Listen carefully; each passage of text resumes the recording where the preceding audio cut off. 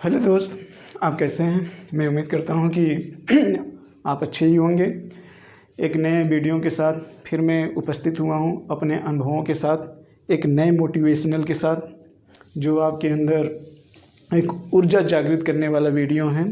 ठीक है, तो इसको आप ध्यान से सुनिएगा और समझने का प्रयास भी करिएगा। यदि आपको कोई सुझाव देना होगा तो कमेंट के माध्यम से सुझाव दीजिएगा, उसका मैं स्वागत करूंगा। आइए देखते हैं।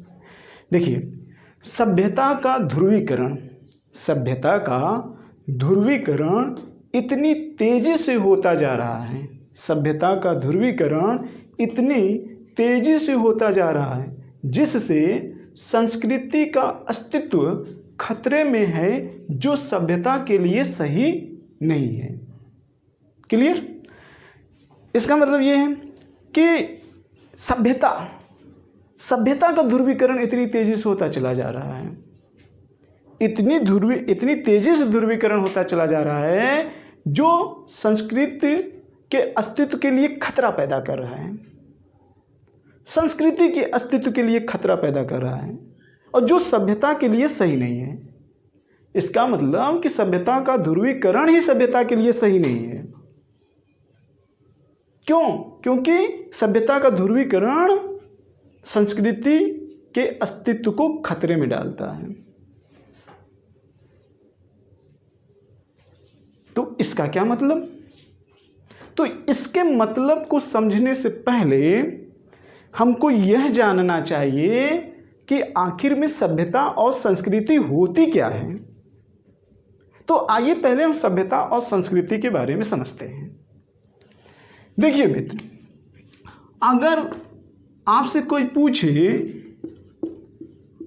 कि संस्कृति ने सभ्यता को जन्म दिया है कि सभ्यता ने संस्कृति को जन्म दिया है, मैं मौलिक संस्कृति की बात कर रहा हूं। मेरा संस्कृति का मतलब मौलिक संस्कृति। तो मेरे अनुसार संस्कृति ने सभ्यता को जन्म दिया है। तो आइए जरा समझते हैं। देखिए, संस्कृति का मतलब एक सोच से है। संस्कृति का मतलब एक सोच से है। संस्कृति का मतलब एक सोच से है। क्लियर मित्र? और ये सोच जो है कहाँ से उत्पन्न हुई है? ये सोच एक नैतिकता से आई हुई है। नैतिकता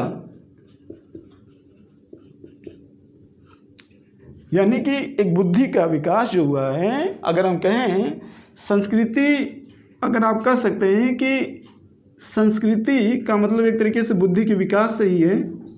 बुद्धि का विकास, और ये विकास नैतिकता से ही आई हुई है। और नैतिकता को जन्म किसने दिया? एक सोच ने जन्म दिया।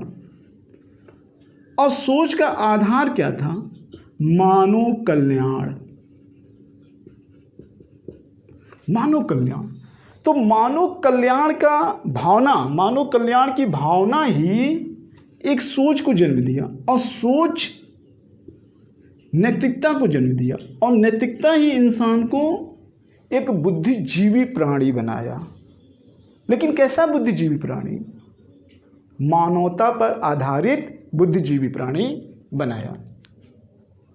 जब इंसान बुद्धिजीवी प्राणी बना तो इस नैतिकता पर और ज़्यादा बल दिया, और इसी के बल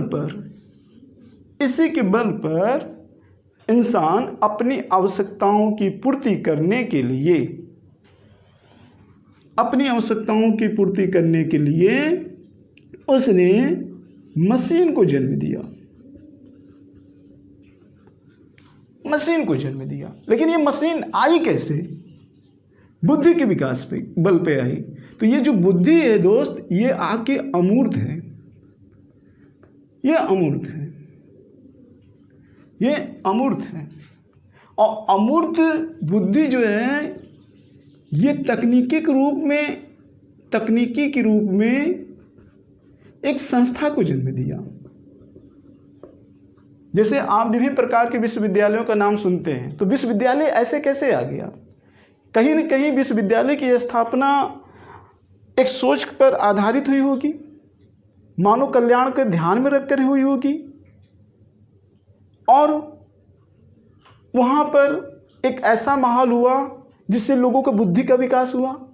और इस बुद्धि के विकास कैसे हुआ? बुद्धि का विकास का मतलब एक नई नई चीज़ को सीखकर अपने बुद्धि का विकास किया गया, और फिर यही बुद्धि एक तकनीकी के रूप में बन जाती है। लेकिन इस तकनीकी का उत्पादन कहाँ होता है? किसी संस्था में हो सकता है। वो संस्था का परिवार भी हो सकता है, विश्वविद्यालय भी हो सकता है। और फिर यही तकनीकी अपनी आवश्यकताओं की पूर्ति करने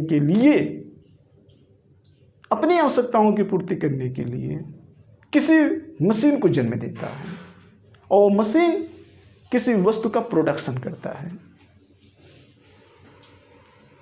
तो मुझे लगता है कि ये बात आपको समझ में आ गई होगी। लेकिन बेस क्या है? मानव कल्याण। जब तक बेस मानव कल्याण रहेगा तब तक समाज में नैतिकता रहेगी, तब तक बुद्धि का विकास होगा और उसके अंदर बैलेंस करने की क्षमता होगी। लेकिन जब मशीन का आविष्कार होने लगा तो ढेर सारे संसाधन बढ़ते चले गए। एक तरफ संसाधन भी बढ़ रहा है, दूसरी तरफ बुद्धि का भी विकास हो रहा है। ऐसा नहीं है कि बुद्धि का विकास नहीं हो रहा है, बुद्धि का विकास तो हो रहा है, लेकिन बुद्धि का विकास अब उद्देश्य क्या बनता चला गया? संसाधन हो गया। और ये संसाधन जो बन रहे हैं ये मूर्त के रूप में है, और ये जो बुद्धि चल रही है आपकी संस्कृत के रूप में चल ही रही है। यानी कि सभ्यता में विचार और वस्तु दोनों साथ साथ चलते हैं, और संस्कृति में जो चीजें होती है मूल रूप से वो सोच होती है, वो संस्थान के रूप में होती है, लेकिन वो मूर्त रूप में ज्यादा प्रासंगिकता उसकी नहीं होती है। तो यहां जो संस्कृति का विकास हो रहा है, जो बुद्धि का विकास हो रहा है, वो संसाधनों यानी जो वस्तु मूर्त रूप में जो वस्तु है, इस वस्तु का जो निर्माण हो रहा है वो भोग के लिए हो रहा है। और जहां भोग की भावना आ गई वहां एक तरीके से मानव कल्याण की भावना समाप्त होती चली जा रही है। कारण लोग भोग करने के लिए मशीनों का ध्रुवीकरण करते चले जा रहे हैं, वस्तुओं का ध्रुवीकरण करते चले जा रहे हैं। परिणाम नैतिकता का पतन होता चला जा रहा है। और जब नैतिकता का पतन होगा तो बुद्धि का विकास कमजोर होगा, यानी कि एक तरीके से जो बैलेंस करने की क्षमता है वो कमजोर होगी।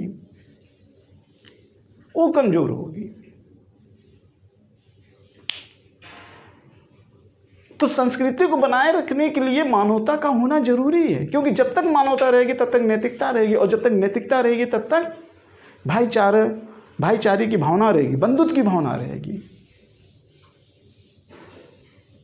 लेकिन जिस दिन ये समाप्त हो गया तो आप जितने भी सभ्यता में चाहे जितना भी संसाधनों का ध्रुवीकरण क्यों न कर लो, लेकिन एक दिन ऐसा आएगा जब ये चीजें नहीं रहेगी, मानव कल्याण की भावना नहीं रहेगी, नैतिकता नहीं रहेगी, तो उसका विध्वंस होने में टाइम नहीं लगेगा।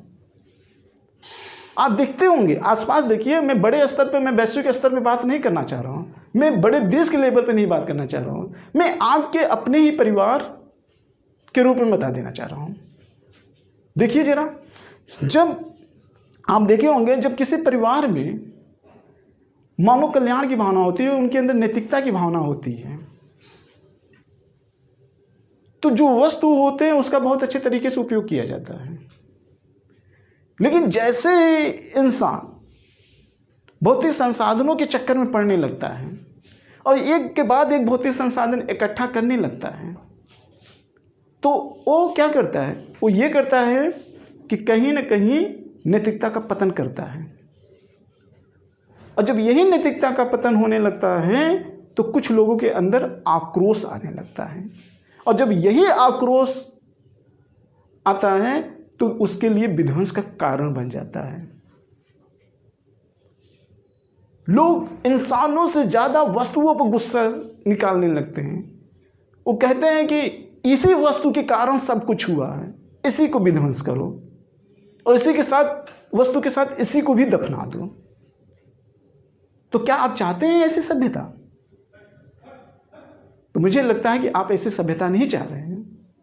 अगर ऐसी सभ्यता आपको चाहना है तो अपने मौलिक संस्कृति को बनाए रखना होगा। वो मौलिक संस्कृति जिसका उद्देश्य मानव कल्याण पर टिका हुआ था, जिसके बल पे नैतिकता आई, जिसके बल पे बुद्धि का विकास हुआ, जिसके बल पे तकनीकी आई।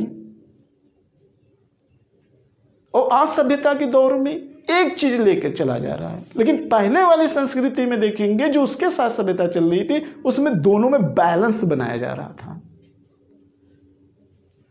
तो इसलिए मैं मित्र कर रहा हूं कि सभ्यता का ध्रुवीकरण इतनी तेजी से हो रहा है कि जिससे संस्कृति का अस्तित्व को लिए खतरा है। ध्रुवीकरण तभी होगा जब मानव कल्याण का भाव नहीं होगा। ध्रुवीकरण का मतलब असमानता, और ये तभी होगी जब मानव कल्याण का भाव नहीं होगा। और जहां मानव कल्याण का भाव नहीं होगा वहां पे नैतिकता नहीं होगी, और जहां पे नैतिकता नहीं होगी वहां पे आक्रोश आएगा, और जहां पे आक्रोश आएगा तो संस्कृति अपनी मौलिक संस्कृति के लिए खतरा उत्पन्न कर देगा, क्योंकि संस्कृति खत्म हो गई, और संस्कृति खत्म होगी तो सभ्यता भी नहीं बचेगी। अब तो मुझे लगता है दोस्त आपको ये वीडियो समझ में आ गया होगा। तो इसी के साथ हम इस वीडियो का समापन कर रहे हैं। जय भारत, जय हिंद।